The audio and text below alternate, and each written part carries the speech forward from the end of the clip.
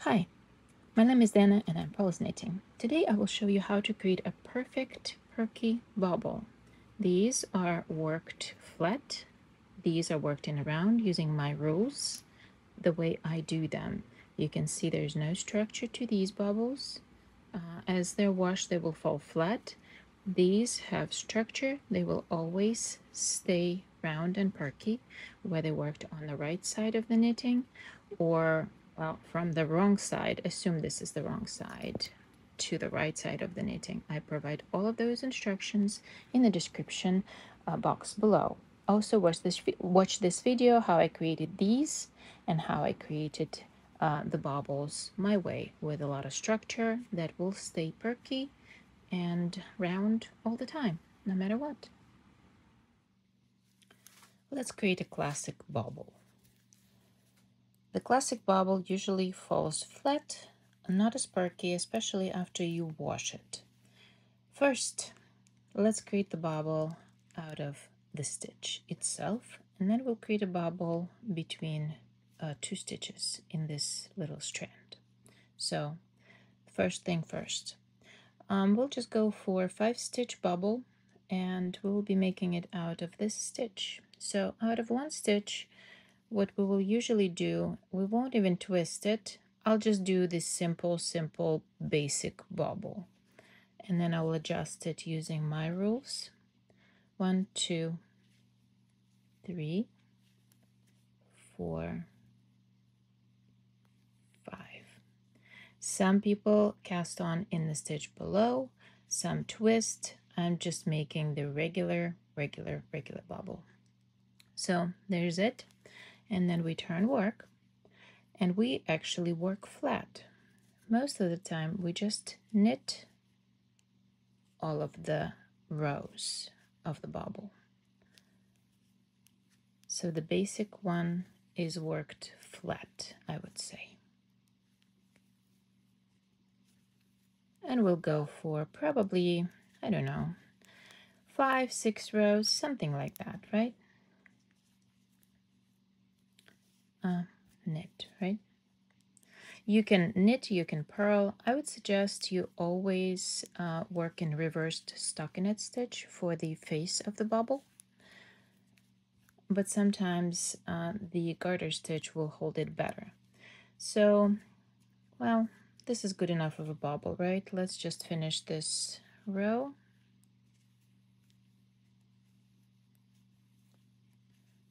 Either you finish it here or the other way around. It doesn't really matter.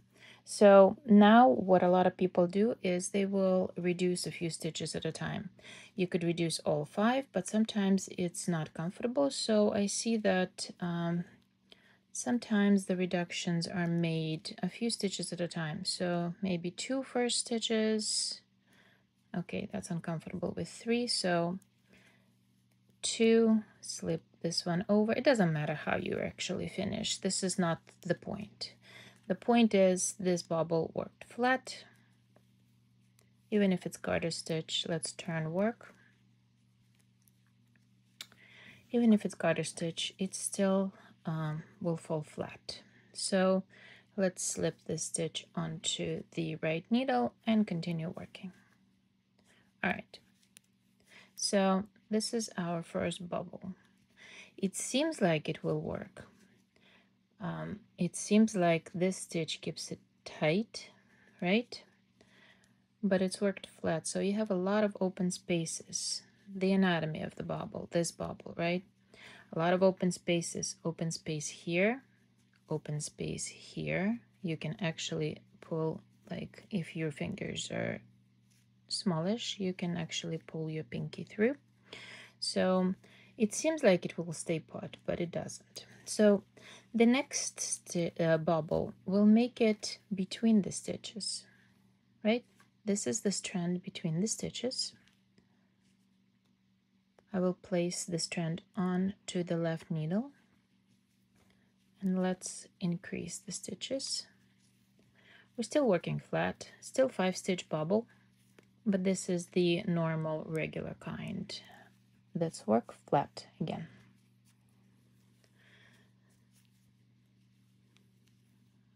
And let's just knit a couple of rows. Turning work.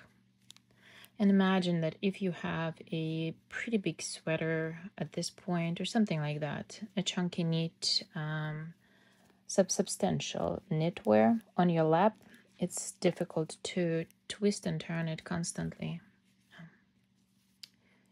All right, there we go.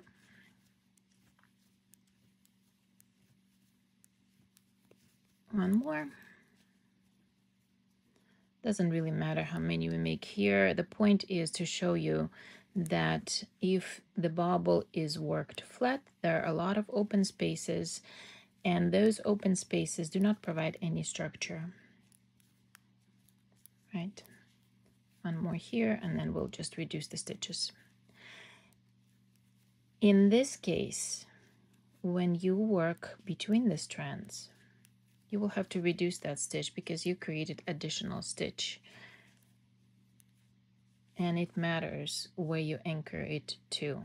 And by anchor it, I mean, I'm just trying to close the stitches here to reduce the stitches. So on the right side of the work, the other one was done on the wrong side of the work. Let's just reduce it to 1, right? And then what I see is happening is we reduce this stitch because it came out between 2 stitches. So we have 1 additional stitch. Some people will actually knit these 2 together, which will be wrong because the open space is here. It's enough open space here, but it's more closed than this space. So some of the people, knitters, what they would do is, sorry, let me correct this situation here. Here, knit these 2 together, purl these 2 together. It doesn't matter what the pattern you work in, right? There it is. So that's the open bobble. That would be pretty wrong. I'm just trying to create the worst case scenario here, right? So there's a lot of open spaces. It's finished wrong. So this one would be a better choice than this. This would be a no. What I suggest you do, I suggest you always work it between the stitches, but I will show you a little modification where you can actually create it out of 1 stitch. So my method, let's just work to, it doesn't matter where you started, between the purl stitches, knit stitches, it really doesn't matter. My method, you will have to follow 5 rules, and you can find them on my blog or under this video. Pick up the strand between 2 stitches,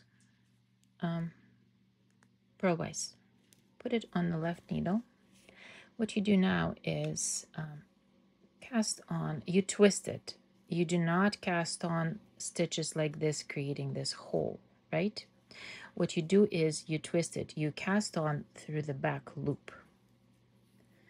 It creates it, it's slightly more difficult to do, but it will create additional structure that you will need. So there it is.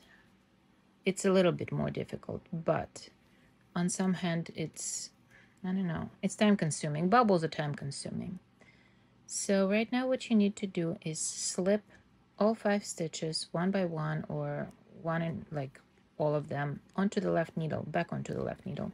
Here you can use supporting needles so you don't have to switch back and forth, just 1 DPN, and just keep moving the stitches from the end of the point to the beginning of the point of the needle. So what we do now, we do not knit ever. It's always a purl. And if you notice, I have the yarn at the back of my work when I move the stitches to the side, to the left needle. I am working in the round. I just wrapped, and keep it pretty tight. So I just wrapped the yarn behind the bobble, the future bobble, and I will purl. This will give the bobble extra structure, and it will hold it, and it will always be perky no matter what you do with it. So purl every stitch. Keep the working yarn at the back of the work and slip all of the stitches back onto the left needle, and repeat this process as many times as you want to. So keep it pretty tight. You don't have to completely like strangle it, but keep it pretty tight. Let's do a few more rounds at this point. These are rounds. We're working in a round, not flat. All right. And I will show you that we are already creating pretty tight bobble.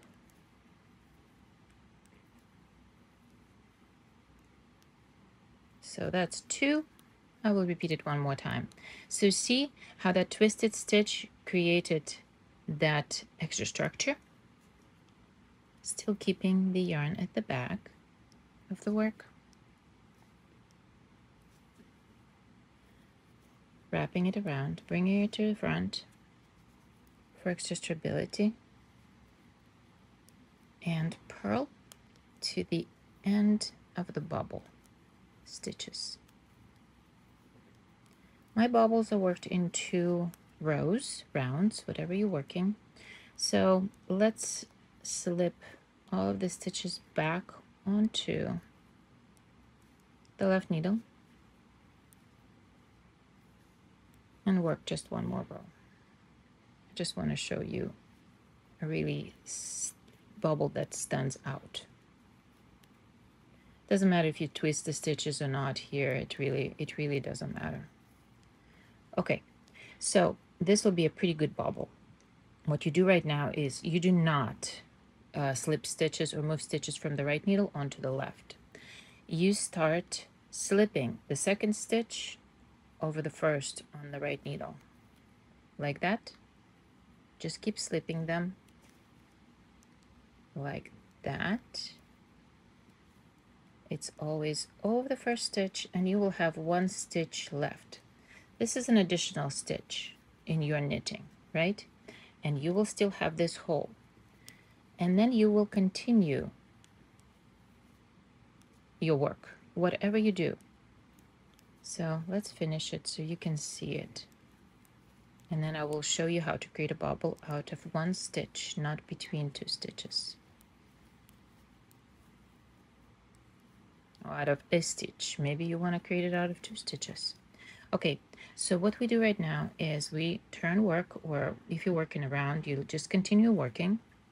But it'll depend. If you work flat, you will, so as I am right now, if you work flat, as you get to the bobble, you can place a stitch marker there if you do not easily see the gap.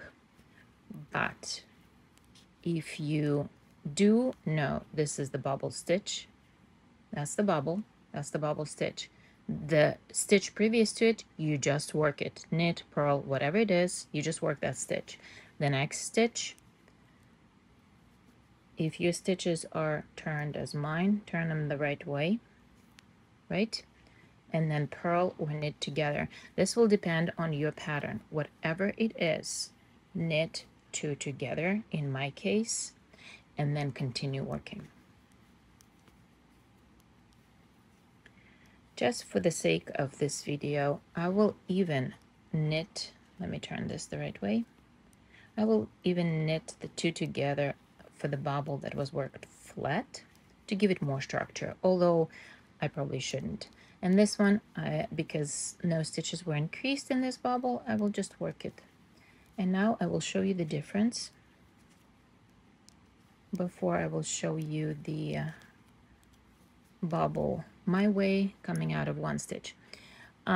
Keep in mind, this is the wrong side of the work. These are all 3 bobbles. As you can see, there's first one, quite a bit of space here, no structure provided, right? Quite a bit of space here, but I closed it because I knit 2 stitches together. If I wouldn't have, it would have been a bigger gap here, like much bigger gap. And look at this one. This is pretty tight, perky, and secure. Not a lot of spaces where you could, like, you probably, like, there's just a little bit of space here. And if you're working around, let me point this out. If you work flat, we work the first stitch before the increased bobble stitch, then we knit or purl two together. If you're working around, you will work these two stitches together in front of the bobble. So the stitch before the bobble with the bobble stitch together, and then continue working. Let's review. This is what it looks like on the right side. This bobble seems to be the same perky bobble as this. What will happen when you wash it? It will fall flat because there's not a lot of stability. There are a lot more open spaces. It will just be like that, flat. This one will always stay perky no matter what, because it's always in a round, no matter what you try to do with it. There's a lot of structure here. So there it is. Making a bobble out of one stitch, my way to create the same perky bubble. Always follow these 5 rules, whether it's between the two strands between the two stitches, whether it's in the one strand between the two stitches, or coming out of one stitch. This one you don't have to reduce, and because you don't need to reduce the stitch, I will show you how to anchor it to the adjacent stitch. So rule number 1. Let's review the rules. They're identical for this one or this one. It just depends if you work it out of one stitch or the strand between two stitches. First, always, always, always twist the stitch, meaning we will be casting on stitches through the left loop of the stitch or through the left loop of the picked up stitch or strand. So let's twist it and cast on the same 5 stitches through the back loop. That will give it some structure. That's number 1, rule number 1.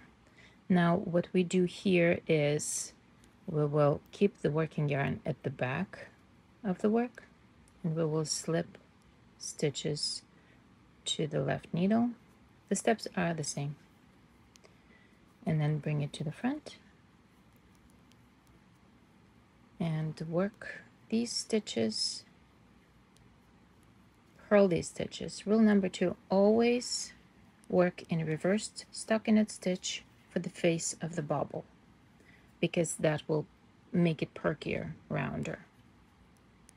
You can do whatever you please. You can knit it, and it will be still okay because there's additional support there for the bobble itself. So let's do 2 more rounds. In this case, we're doing it in rounds. Always work bobbles in the round. That's one of the rules. Bring the yarn to the back.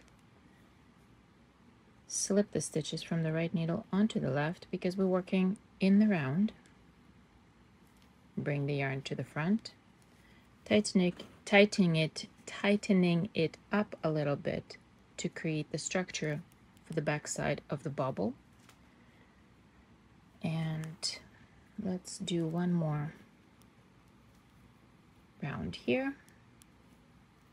We'll keep it at 3 for this one.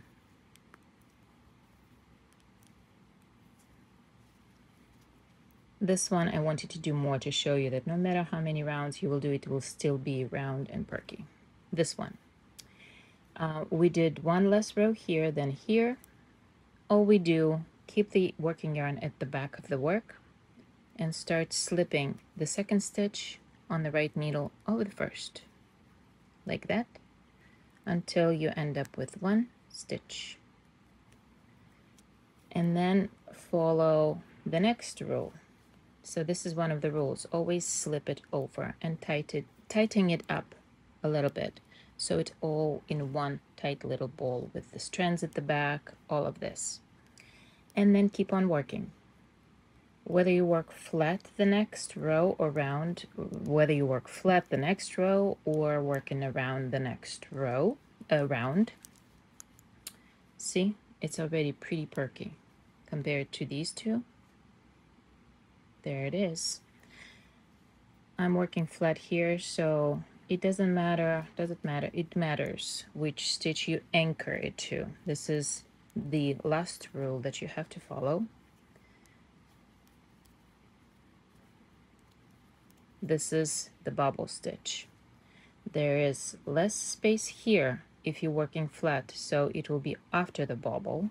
If you work in the round, you will have to anchor this stitch to this to close up this space.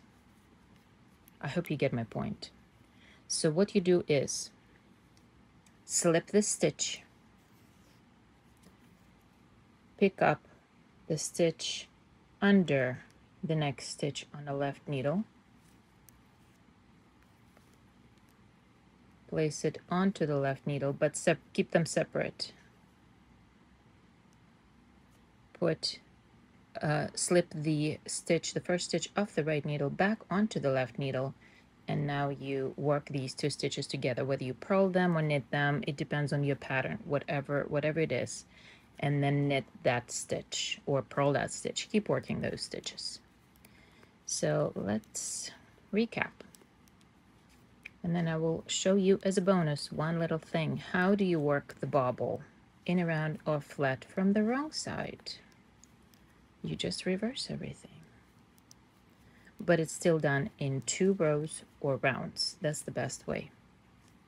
And if you casting off the next row, then just still keep on anchoring it. So do you see the difference? This one was worked in 1 stitch, and see, there's no spaces here. There's just a little bit, but not as much as when worked flat. And worked flat but closed, even if I wouldn't have reduced these stitches the way I did, it still would have been a much bigger hole, providing no structure. So there, this is just to compare. See that? That's what it is. Beautiful. Okay, let's, as a bonus, work 1 bobble from the wrong side of the work.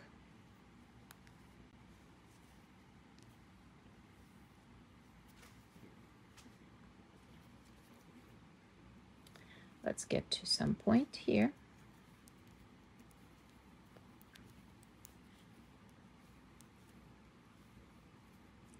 Let's work it. I don't know what happened here. Because I changed up the pattern. Instead of 2 knit stitches, it just, oh well. All right, let's just do it here. Whether it's between 2 stitches or coming out of 1, you saw how I reduced the stitch here and anchored it to the previous, or it depends on if you're working flat on a round. You just need to anchor it where there's most space between 2 stitches. All right, let's assume this is the wrong side, and we need to create the perky little bubble coming out onto the right side. How do we do that? Let's pick up the strand. Again, follow the same, it's the same thing. So what you do is you twist the stitch, and it's the same routine. You just cast on stitches through the back loop of the strand or the future stitch. This is identical as if we were to work it on the right side. And I like that tightness, how tight it creates those things. Now, bring the yarn to the front and slip these stitches onto the left needle. Sorry, this one will be a messy. Bring the yarn to the back of the work, tighten it up, and knit it. All of the stitches of the bobble, knit them. This is what creates inside of the bubble, and because purl stitches use more yarn here and create this little bump, it will stand out more on the right side. Bring the yarn to the front, slip stitches from the right needle onto the left. Bring the yarn to the back of the work and knit all of the stitches of the bubble. Repeat it as many times as you want to, need to, and cast on as many stitches as you want to or need to. And let's do one more round. Bring the yarn to the back of the work. If you will be interested in working the same routine English style, I can do that, but I think this is pretty vivid what you need to do. Okay, so we've done this. See these tight little strands around, creating structure for the future bobble? That's what we want. So this step is the same. Slip the second stitch on the right needle over the first. Okie dokes, it happens. Let's pick up the stitches. Dropped stitches. It happens all the time. It's okay. Pick them up or rework the bubble. All right, what do we do next? We keep on working in pattern, whatever it is. Just get to the end of your work.